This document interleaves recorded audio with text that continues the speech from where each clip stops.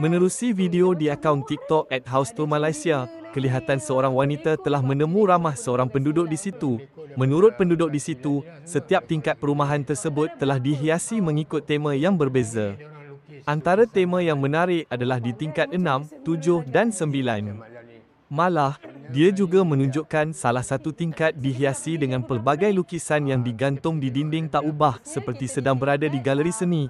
Selain daripada itu, ada juga tingkat yang dihiasi penduduk seolah-olah seperti berada ruang tamu rumah termasuk lampu chandelier.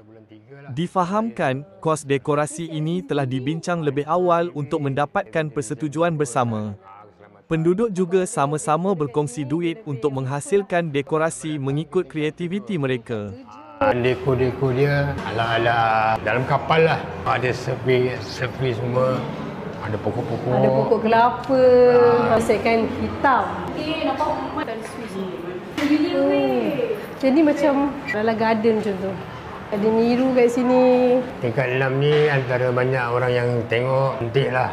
Taman antara yang paling cantik lah. Sambil nak tunggu lift, boleh duduk dulu. Boleh duduk dulu, sambil makan kuih. Makan kuih. Okey, inilah dia tingkat 15.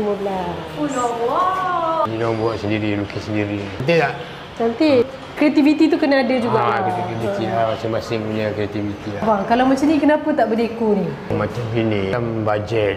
Yang ni pun nice juga. Temakan colour blue turquoise.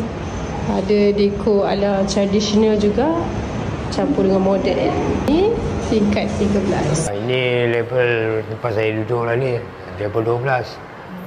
Diorang ada buat decoration ala moden-moden lah. Ala moden-moden sikit lah. Ada fluted kat sini. Ada marble 10. Dekat dinding ni mural dia macam wira lah. Wira negara macam tu.